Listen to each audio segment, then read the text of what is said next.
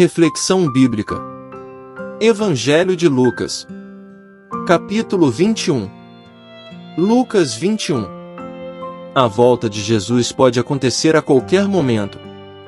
Em Lucas 21, é demonstrado o quanto o Senhor está atento às nossas ofertas e o que estamos buscando na nossa passagem pela terra.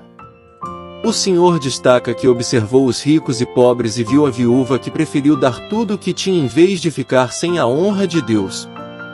Isso mostrou que o Senhor ocupava o primeiro lugar em sua vida. Essa passagem trata-se de um sermão profético onde o Senhor responde questionamentos dos discípulos sobre quando seria sua volta. Jesus enfatiza que terão sinais do grande dia e que nós devemos buscar sermos melhores e estarmos preparados para isso. Contexto histórico. Nesse contexto, o governo vigente era o de Herodes, e ele recebia várias fundações e ampliações da parte externa. Havia um grande investimento e todo esse trabalho foi feito de 20 a.C. até 64 d.C. Ou seja, essa reformulação estava acontecendo durante a passagem de Jesus. Jesus então observou a grandiosidade e quão magnífico era o local de adoração. Entretanto, ele alertou para a destruição nos últimos dias. Versículos 1 ao 19. E ele, olhando para cima, viu os ricos lançarem as suas ofertas na arca do tesouro. E ele viu também uma certa viúva pobre lançar ali 2 leptos. E ele disse: verdadeiramente eu vos digo que esta pobre viúva lançou mais do que todos. Porque todos estes lançaram como ofertas a Deus do que tinham em abundância, mas ela, da sua pobreza, lançou todo o sustento que tinha. E, quando alguns falaram sobre o templo, que estava adornado de formosas pedras e dádivas, ele disse: quanto a estas coisas que vedes, dias virão em que não se deixará uma pedra sobre outra que não seja derrubada. E eles perguntaram-lhe, dizendo: Mestre, mas quando serão essas coisas? E que sinal haverá quando estas coisas estiverem para acontecer? E ele disse: acautelai-vos para que não vos enganem, porque muitos virão em meu nome, dizendo: eu sou o Cristo, e o tempo está próximo, não o vades, portanto, após eles. Mas, quando ouvirdes de guerras e tumultos, não vos apavoreis, porque é necessário que primeiro aconteçam essas coisas, mas o fim não será logo. Então, lhes disse: nação se levantará contra nação, e reino contra reino. E haverá em vários lugares grandes terremotos, e fomes, e pestilências, haverá fenômenos atemorizantes e grandes sinais haverá do céu. Mas, antes de todas essas coisas, eles lançarão mão de vós, e vos perseguirão, entregando-vos às sinagogas e às prisões, e conduzindo-vos diante de reis e governadores, por causa do meu nome. E isso vos acontecerá por testemunho. Decidi, pois, em vosso coração a não premeditar como haveis de responder. Porque eu vos darei boca e sabedoria, que todos os seus adversários não poderão resistir nem contradizer. E vós sereis traídos pelos pais, e irmãos, e parentes, e amigos, e eles matarão alguns de vós. E sereis odiados por todos os homens por causa do meu nome. Mas não perecerá um único cabelo da vossa cabeça. Na vossa paciência, possuía a vossa alma. Versículos 1 ao 4. Os ricos e suas ofertas. Os adoradores podiam depositar suas ofertas em 13 cofres em forma de trombeta invertida, que ficavam no pátio das mulheres, bem como na sala do tesouro ali perto. Em contraste com os ricos, que faziam grande exibição de suas ofertas, a viúva pobre não tinha muito para dar. 2 leptos eram a menor moeda judaica daquela época. Jesus elogiou a viúva por dar algo que envolveu sacrifício pessoal. Versículo 5. A adoração às formosas pedras. Herodes, o Grande, começou a reformar o complexo do templo em 20 a.C. A obra foi concluída em 63 d.C., 30 anos depois da crucificação de Jesus. Algumas pedras do alicerce tinham 12 metros de comprimento. Outras eram revestidas de ouro. Versículo 6. Jesus alerta sobre a destruição. Usando uma hipérbole, Jesus declarou: não se deixará uma pedra sobre outra. Em 70 d.C., o exército romano cumpriu esta profecia, arrasando o templo e a cidade de Jerusalém. Muitas das enormes pedras do templo foram derrubadas para áreas mais baixas nas imediações do complexo. Versículo 7. Jesus adverte sobre o fim dos tempos. As passagens paralelas em Mateus 24 e Marcos 13 focalizam especialmente o final dos tempos, ao passo que Lucas está mais interessado na iminente destruição do templo, essas coisas. Os versos 25 ao 28, no entanto, falam na segunda vinda de Cristo. Os eventos que levaram à destruição do templo em 70 d.C. prefiguram os últimos dias, que levarão à volta de Jesus. Versículos 8 ao 10. O Senhor alerta sobre os falsos cristos. O surgimento de falsos messias e esquemas para definir datas, o tempo está próximo, bem como guerras mundiais, continuarão a acontecer por toda a era presente. Porém, estas coisas precisam acontecer e fazem parte da demora esperada antes do fim desta era. Versículo 11. Os sinais do fim. Terremotos, e fomes, e pestilências de diferentes intensidades irão acontecer ao longo da história até o fim desta era. Grandes sinais haverá do céu, provavelmente são fenômenos cósmicos, como os profetizados em Joel 2 versos 28 ao 32, e cumpridos em Apocalipse 6 versos 13 e 14. Versículos 12 ao 15. As perseguições. Estes versículos retomam a discussão das circunstâncias imediatas dos apóstolos e seus colaboradores no Evangelho. A perseguição por parte dos judeus, sinagogas, e dos gentios, reis e governadores, trará oportunidades de dar testemunho de Cristo. Eu vos darei boca, é praticamente uma repetição da promessa que Jesus fez em Lucas 12 versos 11 e 12. Versículos 16 ao 19. As traições que virão. Quando lhes sobrevieram problemas após a morte de Jesus, os discípulos sentiam conforto ao lembrar que o Mestre já tinha avisado que eles seriam bodeados e até mesmo traídos pelas pessoas mais próximas deles. Não perecerá um único cabelo da vossa cabeça, fala de segurança espiritual. Não devemos entender que paciência, grego, uponome, perseverar, firmeza inabalável, significa que conseguimos a salvação nos esforçando para perseverar. Pelo contrário, é obrigatório que todo cristão verdadeiro tenha perseverança. Afinal, a força para perseverar é dada por Deus. Versículos 20 ao 38. E, quando virdes Jerusalém cercada de exércitos, então sabei que é chegada a sua desolação. Então, deixai os que estiverem na Judéia fugirem para os montes, e deixai os que estiverem no meio dela saírem, e não deixai os que estiverem nos campos entrar nela. Porque estes são dias de vingança, para que tudo o que está escrito seja cumprido.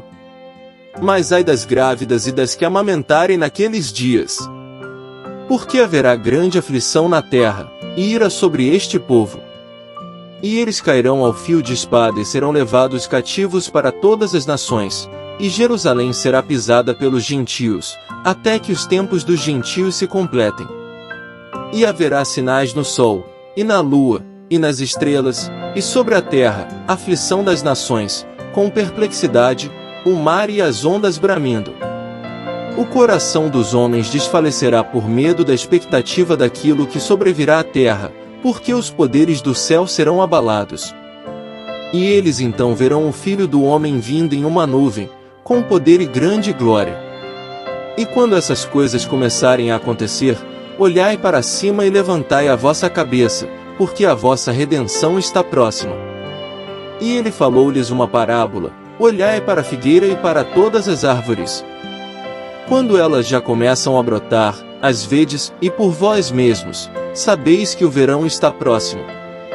Assim também vós, quando virdes acontecer essas coisas, sabei que o reino de Deus está próximo. Verdadeiramente eu vos digo, que não passará esta geração até que tudo se cumpra. O céu e a terra passarão, mas as minhas palavras não passarão. E tomai cuidado por vós mesmos, para que em nenhum momento os vossos corações sejam sobrecarregados com excessos, e embriagueis, e cuidados da vida, e aquele dia vos sobrevenha desprevenidamente. Porque virá como um laço sobre todos os que habitam na face de toda a terra. Vigiai, pois, orando sempre, para serdes considerados dignos de escapar de todas essas coisas que hão de acontecer, e de estar em pé diante do Filho do Homem. E, de dia ele ensinava no templo, e à noite, saindo, ficava no monte chamado Monte das Oliveiras. E todo o povo chegava cedo de manhã a ele no templo, para ouvi-lo. Versículos 20 ao 22. A desolação que está por vir. As palavras, Jerusalém e sua desolação, indicam que é aqui que as perguntas do verso 7 são respondidas. O sinal de que o templo e a cidade estavam prestes a serem destruídos seria quando Jerusalém estivesse cercada de exércitos. Mateus 24 verso 15, fala da abominação da desolação mencionado por Daniel, Daniel 9 verso 27, Lucas 11 verso 31, que estará no lugar santo do templo. Lucas fala apenas da devastação de Jerusalém. Quando a cidade fosse cercada, todos os habitantes e aqueles que estivessem nas regiões próximas, Judeia, deveriam fugir para salvar suas vidas, porque o cerco fazia parte da planejada vingança, grego, ekdikesis, execução da justiça, retribuição, de Deus contra Jerusalém. Versículos 23 e 24. A grande aflição. Mateus 24 verso 21 usa a expressão grande tribulação, tirada de Daniel 12 verso 1, para se referir à intensidade do sofrimento que haverá nesse tempo de juízo. Lucas a chamou de grande aflição, grego, anak, apuro, grande calamidade. Ira, é a ira de Deus contra o pecado, expressa em seu justo juízo. Os sobreviventes da destruição de Jerusalém em 70 d.C. foram dispersos por todo o mundo conhecido na época, indo muito mais longe do que na diáspora, que ocorreu no exílio babilônico, centenas de anos atrás.